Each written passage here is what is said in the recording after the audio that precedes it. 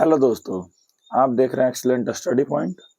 आज हम लोग पढ़ेंगे क्लास 10th में प्रकाश का परावर्तन पार्ट 3।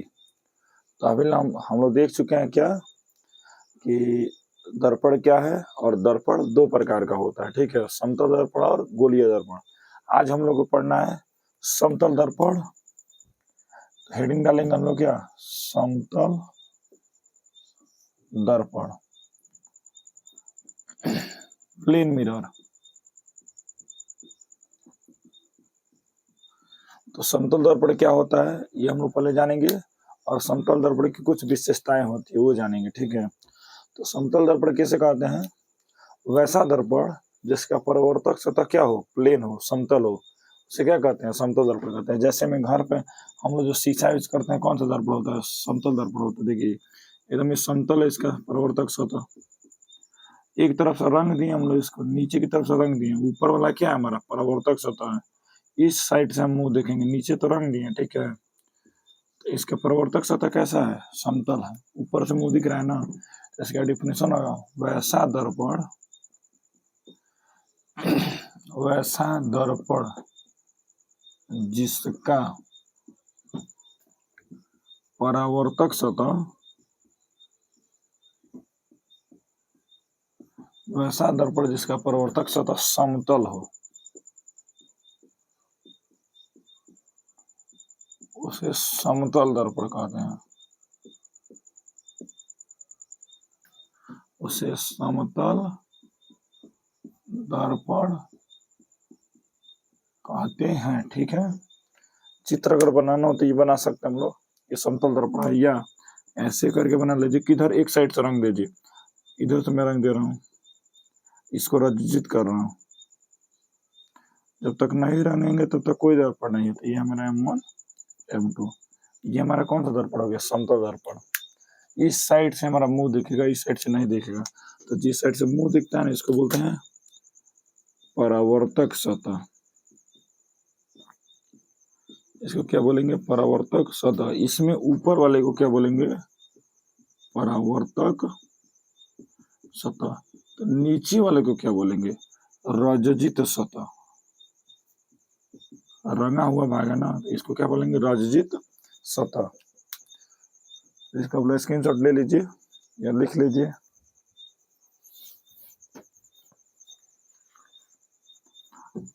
तो इसके आगे हम लोग बढ़ेंगे समतल दर्पण की विशेषता। देखिए हेडिंग लेंगे समतल दर्पण की विशेषता।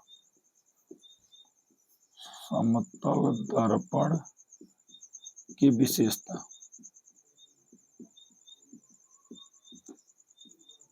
तो समतल दर्पण की सबसे पहली विशेषता ये होती है, मान चलिए हमारा ये समतल दर्पण है। ठीक है,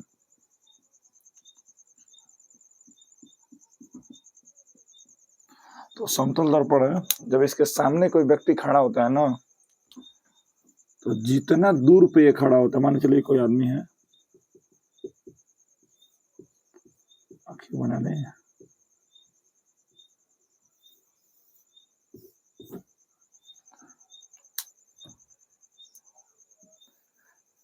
इसे आगे थोड़ा गड़बड़ हो जाए। मान के लिए कोई यहाँ पे आदमी खड़ा है। ठीक है, जितना दूर पे यहाँ पे खड़ा होगा ना, मान चलिए यहाँ पे कोई आदमी खड़ा है। ठीक है, तो जितना दूर पे खड़ा होगा, मान के लिए 5 मीटर पे खड़ा है, तो पीछे इसका प्रतिबिंब बनेगा कितने मीटर पे बनेगा? 5 मीटर पे ही बनेगा। तो पहला क्या हो गया कि दर्पण के सामने जितना दूरी पे कोई वस्तु खड़ा होगा, उतने ही पीछे उसका प्रतिबिंब बनेगा। मतलब वस्तु दूरी बराबर क्या? प्रतिबिंब दूरी। दूसरी बात, जितना बड़ा प्रतिबिंब होगा, सॉरी जितना बड़ा वस्तु होगा, उतना बड़ा ही क्या बनेगा? प्रतिबिंब बनेगा। मतलब वस्तु की ऊंचाई प्रतिबिंब की ऊंचाई के बराबर होगी। मतलब वस्तु जितना बड़ा उतना बड़ा प्रतिबिंब।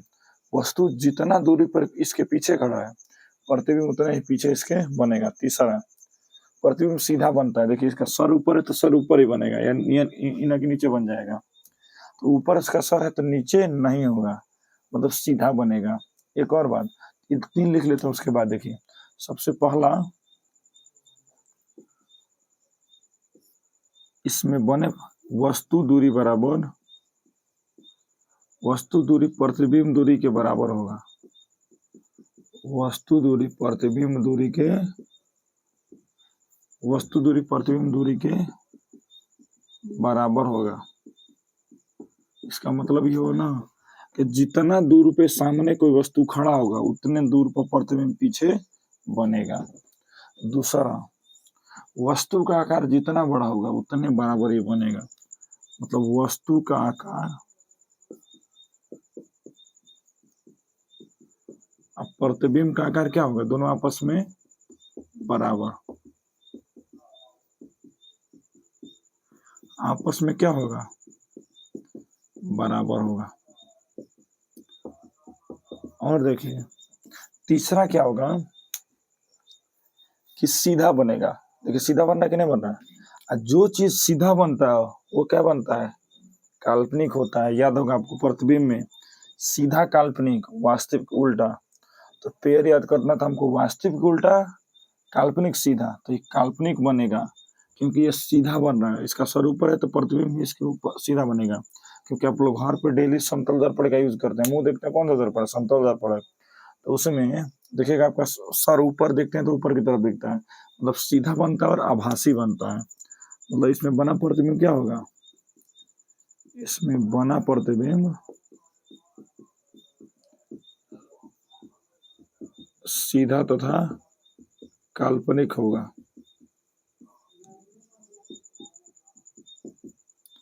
चौथा, देखिए आप समतल दर्पण में कभी देखे होंगे कि आप जब खड़ा होकर बाल झाड़ते हैं इस साइड से, दिखता है इस साइड से, मतलब पार्श्व रूप से उल्टा दिखता है। पार्श्व रूप से उल्टा दिखने का मतलब आप प्रैक्टिकल भी कर सकते हैं कि आप क्या करिए कि एक समतल दर्पण ले लीजिए, ठीक है। समतल दर्पण लेने के बाद उस एक कागज पर आर लिख लीजिए। क्या लिख लीजिए, आर। जब समतल दर्पण के सामने ले जाइएगा इसको ना, तो ऐसे आपको दिखेगा। ले जाइएगा इसको, इसके सामने रखिएगा तो उल्टा आर दिखेगा, ठीक है। या आप क्या करिए कि और क्या लिख सकते हैं, बी लिख लीजिए। क्या लिख लीजिए, बी। दर्पण के सामने ले जाइएगा ना तो ऐसे दिखेगा। ये पार्श्व रूप से उल्टा है, देखिए इसका दायां भाग बाएं चला जा रहा है। देखिए ये वाला भाग इधर चला जा रहा है, ये वाला भाग इधर चला जा रहा है, तो इसको पार्श्विक उल्टा बोला जाता है। तो समतल दर्पण में बना प्रतिबिंब पार्श्व रूप से उल्टा होता है। उल्टा तो सर इसका पैर नहीं बनता है, ऐसे नहीं पलटता। जैसे इसका ये सर है ना, तो ऐसे तो सीधा बनेगा, लेकिन पार्श्व रूप से उल्टा बनेगा। दाहिना का बायां दिखाई देगा, बाएं का दाहिना दिखाई देगा। तो इसमें बोलेंगे कि इसमें बना प्रतिबिंब पार्श्व रूप से उल्टा होता है। पार्श्व रूप से उल्टा होता है। तो ये समतल दर्पण की विशेषता है कुछ, तो आप इसको नोट कर लीजिए, ठीक है।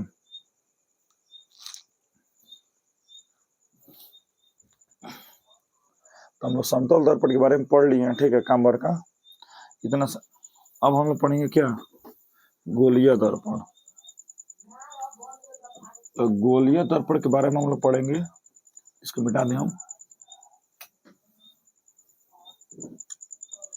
हेडिंग डालेंगे गोलीय दर्पण।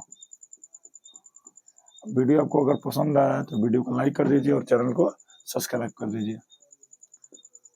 गोलीय दर्पण, स्फेरिकल मिरर।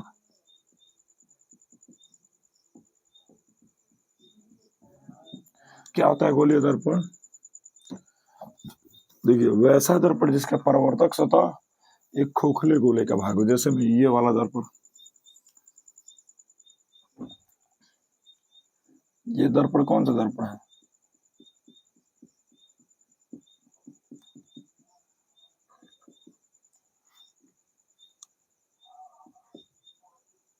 तो इसको रंग दे रहे हैं, ठीक है।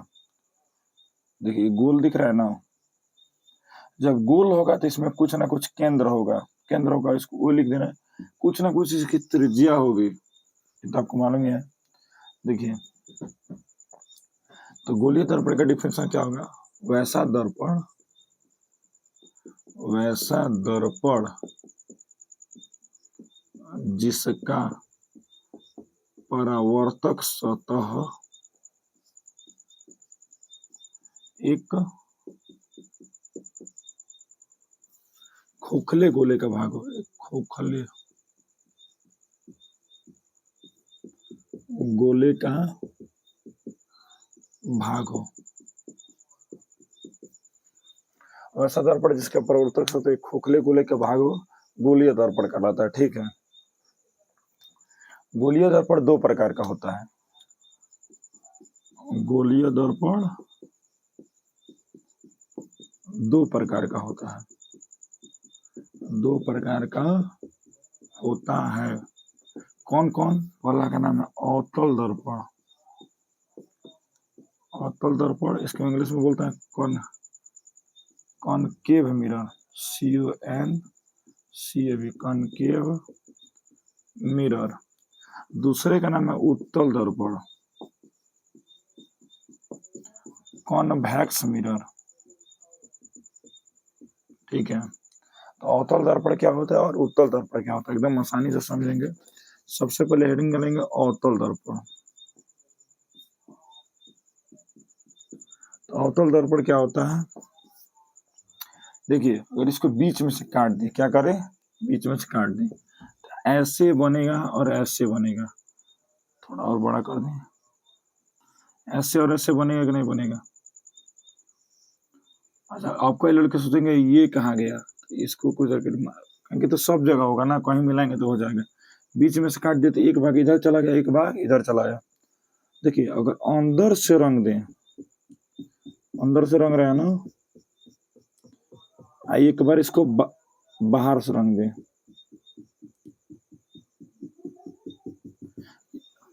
इसको भी बाहर से रंग सकते थे, इसको अंदर से, कोई दिक्कत नहीं है। या मान के चलिए किसी को यहाँ से दो टुकड़ा कर दिए, ठीक है, तो दो टुकड़ा ऐसे नहीं होगा, तो इसको अंदर से रंगेंगे ना, तो जरूरी नहीं है इसको बाहर से भी रंग सकते हैं, इसको अंदर से रंग सकते हैं। कोई लड़के कंफ्यूज हो जाते हैं।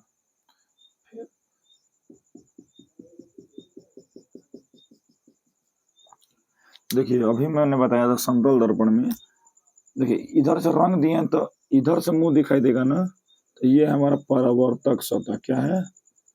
परावर्तक सतह। इसमें कौन है परावर्तक सतह? इधर से रंगे है तो ये होगा परावर्तक सतह।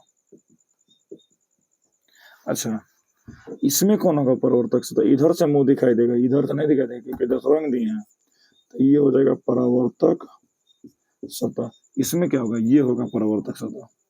देखिए ध्यान से एक बार देखिए, इसको एकदम आसानी से याद हो जाएगा। देखिए, इसका परावर्तक सतह धसा है, जिधर से मुंह देखना उसको परावर्तक सतह। इसका परावर्तक सतह क्या है? धसा है। तो जिसका परावर्तक सतह धसा हो वो अवतल दर्पण है, इसका परावर्तक सतह उभरा है तो इसको उत्तल दर्पण। उसी तरह देखिए, इसका परावर्तक सतह उभरा है कि धसा है? उभरा है। इधर देखिए, इधर उभरा है, तो इसको बोलेंगे उत्तल दर्पण। उभरा है तो उत्तल दर्पण, धसा है तो अवतल दर्पण। या एक और डिफिनेशन कि गोलीय दर्पण के अगर बाहर से रंग देंगे, बाहर से रंग देंगे तो अवतल दर्पण, या जिसका परावर्तक सतह धसा हो वो अवतल दर्पण, और अंदर से रंग देंगे तो उत्तल दर्पण। लेकिन ये वाला आसान होता है, भूल जाता है कि कौन अंदर से रंगे बाहर से रंगे। ये वाला आसान है जिसका परावर्तक सतह धसा हो, धसा है ना ऐसे, तो ये अवतल दर्पण। इसका परावर्तक सतह उभरा है तो उत्तल दर्पण। उससे उभरा, ये पहले ये लिख देते हैं, वैसा दर्पण जिसका परावर्तक सतह धसा हो। ठीक है, हो जाएगा। दूसरा क्या है? पहले अभी इसमें ये धसा है ना, तो ये अवतल दर्पण चित्र के रूप में बना दे रहे हैं, इसको यहाँ से रंग देंगे तो ये तो उत्तल हो जा रहा है। सॉरी, ऐसे बनाएंगे लेकिन बाहर से रंग देंगे। ये कौन दर्पण है? ये अवतल दर्पण, इसका नाम दे रहे हैं M1 M2। ये कौन दर्पण है? अवतल दर्पण है। अब हमको जानना है क्या? कि अवतल दर्पण का प्रयोग कहाँ कहाँ किया जाता है। ठीक है, तो अवतल दर्पण का प्रयोग हम लोग को पढ़ना है, हेडिंग डालेंगे क्या, अवतल दर्पण का प्रयोग। पहला प्रयोग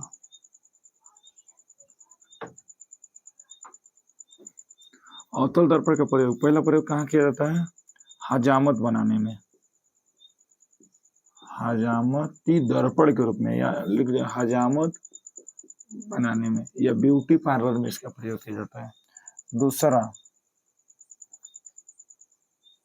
गाड़ी के हेडलाइट में, गाड़ी के हेड लाइट में। तीसरा, डॉक्टर द्वारा नाक, आँख, कान के जांच में। ठीक है, और किया जाता है, इस तरह से काम बन जाएगा आपका। ठीक है, तो ये हो गया अवतल दर्पण जिसका प्रवर्तक सतह धंसा हो, या भी बोल सकते हैं जिसे बाहर से रंगा गया हो, उसे अवतल दर्पण कहते हैं। अब हमारा रहेगा उत्तल दर्पण। तो उत्तल दर्पण किसे कहेंगे, जिसका प्रवर्तक सतह उभरा, उससे उत्तल, तो जिसका उभरा उसे क्या, उत्तल दर्पण। तो वैसा दर्पण जिसका परावर्तक सतह उभरा हो, जैसे हम चित्र में बना सकते हैं, उभरा है कि नहीं उभरा, अमून अब देखिए उभरा है। ठीक है, या जिससे अंदर की तरफ से रंगा जाता है, ये हो गया हमारा, इसको लिख लीजिए।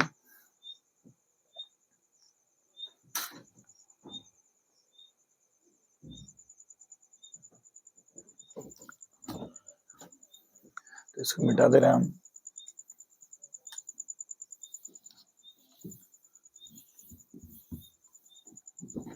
अगर जल्दी जल्दी नहीं लिख पा रहे तो इसको पॉज कर लीजिए, उसके बाद लिख लीजिए। अब हम लोग लिखेंगे क्या, उत्तल दर्पण का उपयोग,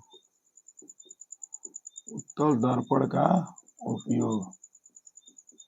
देखिए, सबसे पहला इसका उपयोग किया जाता है गाड़ियों के साइड मिरर में। साइड मिरर आप देखेंगे जो गाड़ी के साइड में लगा रहता है, जिसमें पीछे देखने के लिए यूज किया जाता है। तो सबसे पहले गाड़ियों के साइड मिरर में इसका प्रयोग किया जाता है, साइड मिरर के रूप में इसका प्रयोग किया जाता है। दूसरा, स्ट्रीट लाइट में किया जाता है, स्ट्रीट लाइट में इसका प्रयोग किया जाता है। ठीक है, तो उत्तल दर्पण का उपयोग हो गया हमारा कि गाड़ियों के साइड मिरर में किया जाता है और स्ट्रीट लाइट में किया जाता है। तो इसको लिख लीजिए।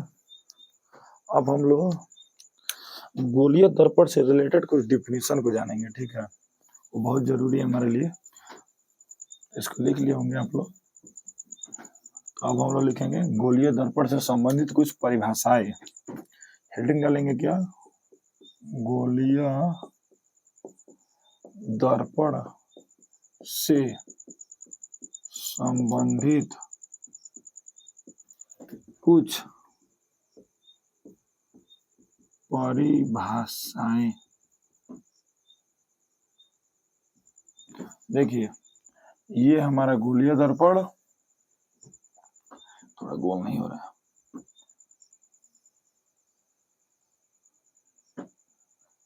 ये ओ मतलब केंद्र, इसको कहीं मिला देने हम। ठीक है, कहीं भी मिला सकते हैं, इसको इधर भी मिला देना। ठीक है, तो इसको पी बोला जाता है, पी मतलब पोल। ठीक है, इसको ओ। तो गोलीय दर्पण हम लोग समझ चुके हैं कि वैसा दर्पण जिसका परावर्तक सतह क्या हो, खोखले गोले का भाग हो।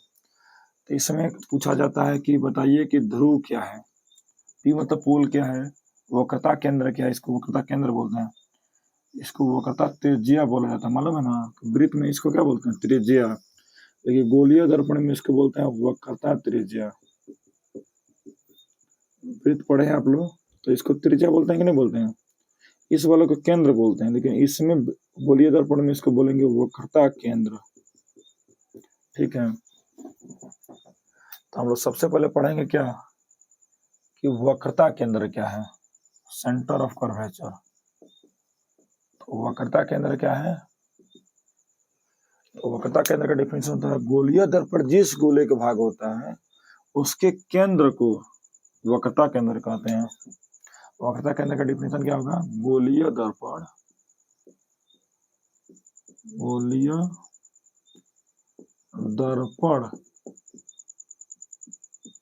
जिस गोले का भाग होता है, जिस गोले का भाग होता है उस गोले के केंद्र को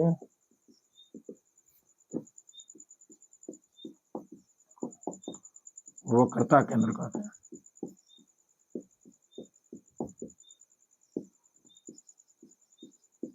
ठीक है, तो वक्रता केंद्र हो गया हमारा। कोई बोलते वक्रता त्रिज्या किसे कहते हैं? सेम डेफिनेशन आएगा, गोलीय दर्पण जिस गोले का भाग होता है उस गोले के त्रिज्या को वक्रता त्रिज्या कहते हैं। तो बोले कि वक्रता केंद्र क्या है, तो पहले इसको लिख लीजिए पॉज करके, उसके बाद हम वक्रता त्रिज्या का डेफिनेशन लिख देंगे।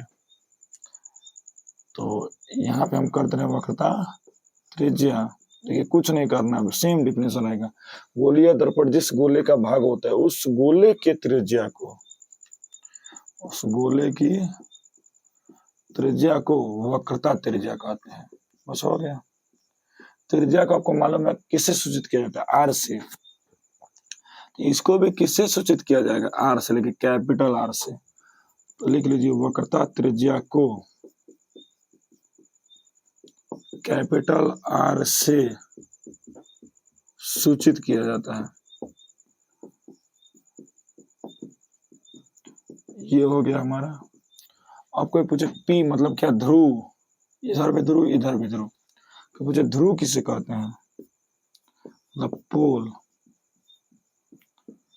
तो दर्पण के मध्य बिंदु को क्या कहते हैं? ध्रुव कहते हैं। ये मध्य बिंदु होता है हमारा, कभी फाड़ दीजिए तो ये हमारा क्या होगा? मध्य बिंदु। तो दर्पण के मध्य बिंदु को ध्रुव कहते हैं। दर्पण के मध्य बिंदु को क्या कहते हैं? ध्रुव कहते हैं। इसे कैपिटल पी से सूचित किया जाता है। इसे कैपिटल पी से सूचित किया जाता है। ये हो गया वक्रता त्रिज्या, ध्रुव हो गया। अब हमें जानना है कि फोकस दूरी क्या होती है। तो सबसे पहले इतना हम जान लेना, ध्रुव क्या होता है, वक्रता त्रिज्या क्या होता है। इसको आप लोग नोट डाउन कर लीजिए, उसके बाद बढ़ते हैं हम लोग आगे।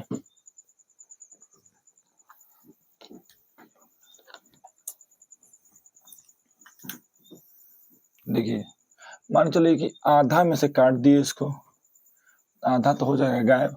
एक भाग को हम रख लिए, एक भाग को हम मिटा दिए। इसको मान लीजिए हम बाहर से कलई कर देते हैं, अंदर से भी कर सकते थे। अगर बाहर से कलई किए, कलई मतलब रजजित, और बाहर से कलई करेंगे तो ये अवतल दर्पण बनेगा, अंदर से कलई करते तो उत्तल दर्पण बनता। तो पूरा हमारा वक्रता त्रिज्या, ये हमारा पोल।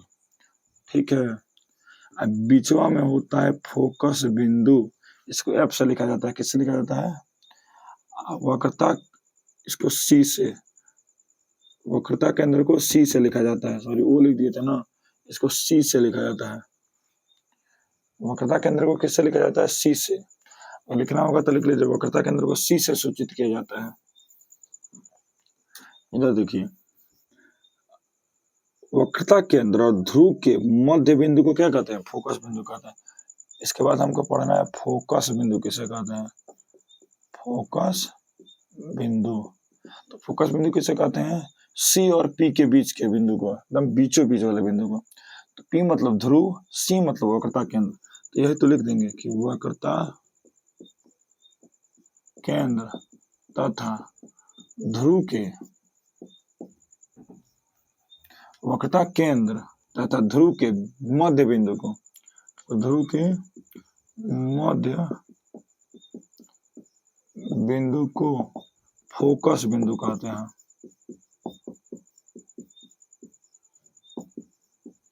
अब फोकस बिंदु को सीधे सीधे हम दिखा रहे हैं कैपिटल एफ से। फोकस बिंदु को किससे सूचित करेंगे? फोकस बिंदु को कैपिटल एफ से सूचित किया जाता है,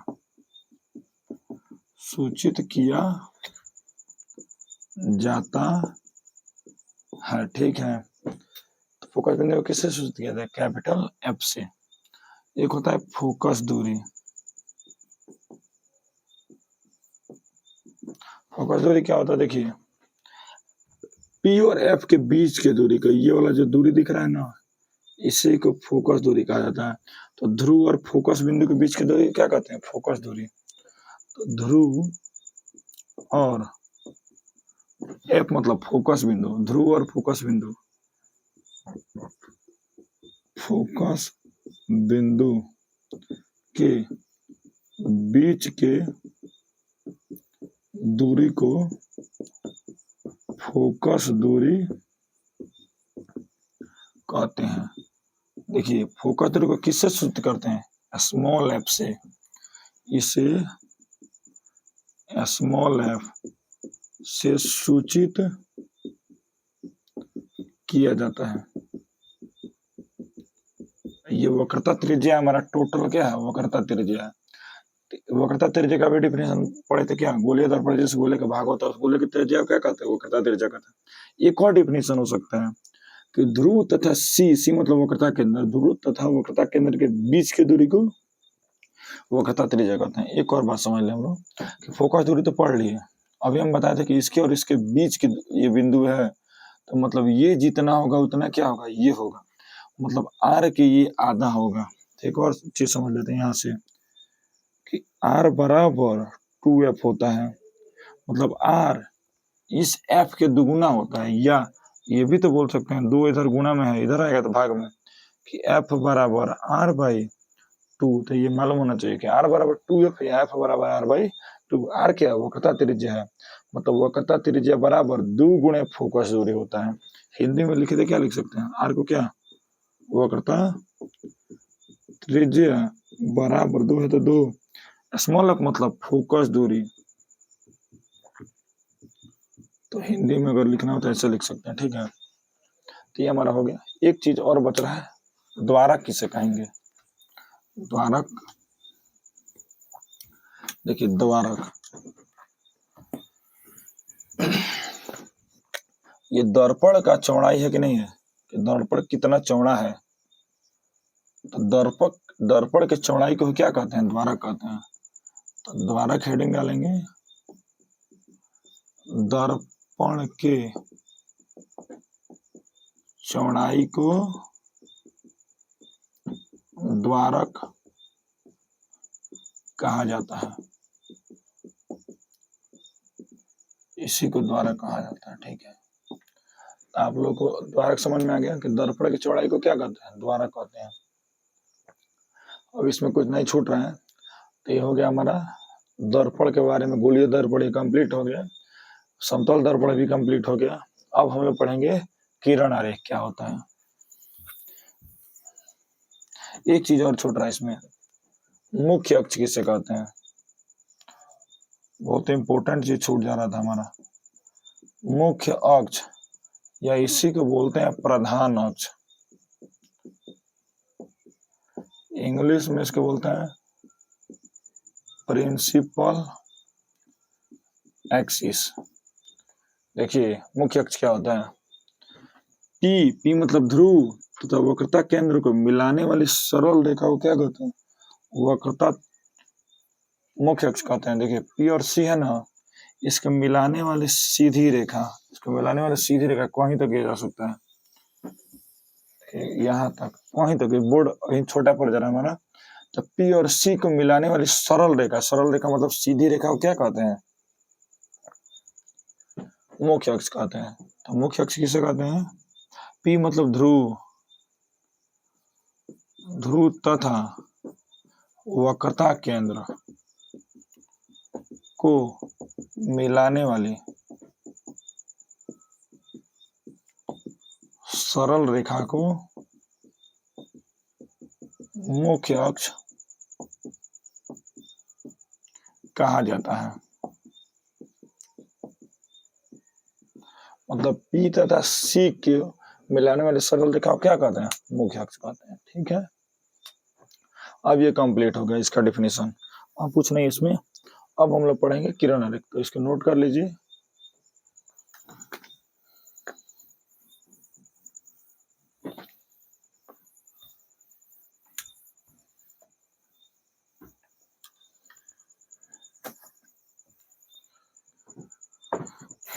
अब हम लोग पढ़ेंगे किरण आरेख।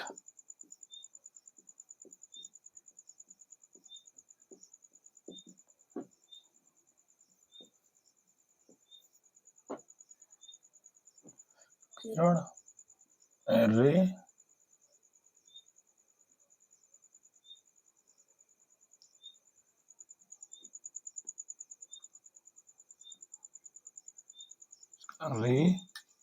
आरेख का क्या होता है? याद नहीं आ रहा अभी के लिए याद नहीं आ रहा है, तो किरण आरेख हेडिंग डाल लीजिए आप लोग। देखिए, दर्पण में किरण आरेखों की संख्या 4 होती है। तो सबसे पहले लिखेंगे क्या? दर्पण में किरण आरेख की संख्या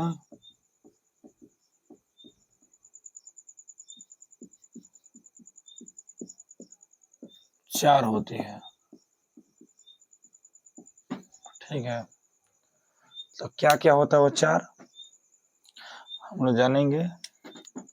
देखिए, पहला होता है, जब समझ लेते हैं पहले, ये कौन सा दर्पण है? अभी कोई सा दर्पण नहीं है। इसको अगर बाहर सुरंग देते हैं तो ये अवतल दर्पण हो जाएगा। ठीक है, कौन सा दर्पण हो जाएगा? अवतल दर्पण। इसको अगर अंदर सुरंगी होते तो कौन सा दर्पण हो जाता? उत्तल दर्पण हो जाता। देखिए, अभी हम लोग बनाए थे इसको, ये हमारा क्या था? पी मतलब ध्रुव। ये हमारा क्या था? एफ। ये हमारा क्या था? सी मतलब वक्रता केंद्र, कैपिटल एफ मतलब फोकस बिंदु, पी मतलब ध्रुव। इसके बीच की दूरी को फोकस दूरी, और इसके पूरे के टोटल को वक्रता त्रिज्या, और पूरे लाइन को क्या बोलते हैं? मुख्य अक्ष। तो इसका नाम मान के चलिए M1 M2 है। पहला किरण आरेख कहता है कि मुख्य अक्ष के, ये हमारा मुख्य अक्ष है ना, मुख्य अक्ष के समानांतर आती हुई प्रकाश की किरण दर्पण से परावर्तन के बाद फोकस बिंदु से होके निकलती है। देखिए, ये आ रही प्रकाश की किरण, और इस टकराने के बाद कहाँ से निकलती है? फोकस बिंदु से निकलती है या निकलती हुई प्रतीत। देखिए, निकल रहा है ना। अब एक और दर्पण बना दे रहे हैं। ये कौन सा दर्पण है? उत्तल दर्पण है। कौन सा दर्पण है? उत्तल दर्पण है। तो ऐसे ये हमारा हो जाएगा P, ये हो जाएगा हमारा F, ये हो जाएगा हमारा C। ये टोटल है हमारा मुख्य अक्ष। देखिए, ये अंदर से किरण तो आ नहीं सकता है, उल्टा इधर से आएगा। ये आया इसके समानांतर।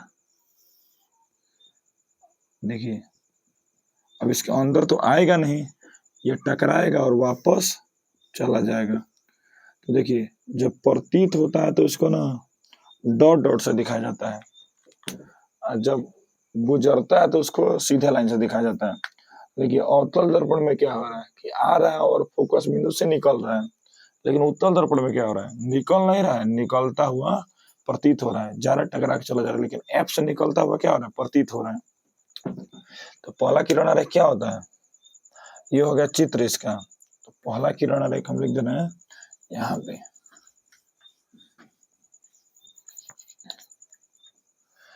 किसी दर्पण में अवतल है या उत्तल, तो किसी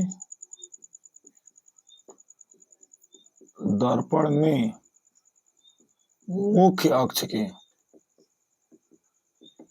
समानांतर आती हुई प्रकाश की किरण, आती हुई प्रकाश की किरण दर्पण से परावर्तन के बाद कहाँ से निकलता है, फोकस बिंदु से निकलता है या निकलता हुआ परावर्तन के बाद, फोकस बिंदु से निकलता है या निकलता हुआ प्रतीत होता है। देखिए मुख्य अक्ष के समानांतर आ रहा है और परावर्तन के बाद फोकस बिंदु से निकल रहा है, ये भी मुख्य अक्ष के समानांतर जा रहा है लेकिन परावर्तन के बाद निकलता हुआ प्रतीत हो रहा है। तो इसको चित्र भी ड्रॉ कर लीजिएगा, ठीक है।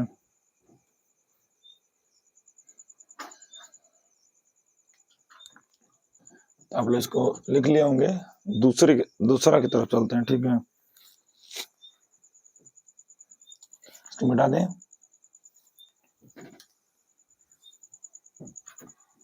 देखिए चित्र यही रहेगा दूसरा किरण रेखा के लिए। अगर ये भी तो हो सकता है, देखिए कि अगर फोकस बिंदु से प्रकाश की किरण निकले, इसका उल्टा यहां से आ रहा था, फोकस बिंदु से निकल रहा था, लेकिन फोकस बिंदु से टॉर्च मारा जाए तो दर्पण से परावर्तन के बाद मुख्य अक्ष के समानांतर हो जाएगा। समानांतर आ रहा था तो फोकस बिंदु से निकल रहा था, अब फोकस बिंदु से निकलेगा तो क्या हो जाएगा, समानांतर हो जाएगा, इसका जस्ट उल्टा। ये भी तो बोल सकते हैं कि फोकस बिंदु से अगर निकलता हो प्रतीत हो तो क्या होगा, मुख्य अक्ष के समानांतर हो जाएगा। तो यह लिखेंगे कि किसी दर्पण में फोकस बिंदु से निकलती हुई प्रकाश की किरणें दर्पण से परावर्तन के बाद मुख्य अक्ष के समानांतर हो जाती है, ठीक है। दूसरा किरण रेखा क्या होगा, किसी दर्पण में फोकस बिंदु से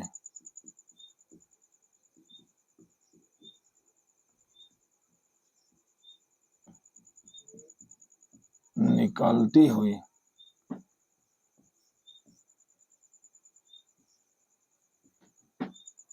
प्रकाश की किरण, किसी दर्पण में फोकस बिंदु से निकलती हुई प्रकाश की किरण दर्पण से परावर्तन के बाद, दर्पण से परावर्तन के बाद मुख्य अक्ष के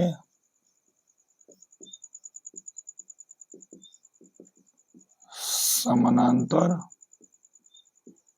हो जाती हैं। तो इसके लिए ये चित्र बना लेंगे। देखिए यहाँ से जा रहा निकल रहा है और ये इसके समानांतर हो जा रहा है, ये आ रहा है और इसके समानांतर हो जा रहा है। तो ये हो गया दो, इसको लिख लीजिए आप लोग पॉज करके। तीसरे की तरफ बढ़ते हैं।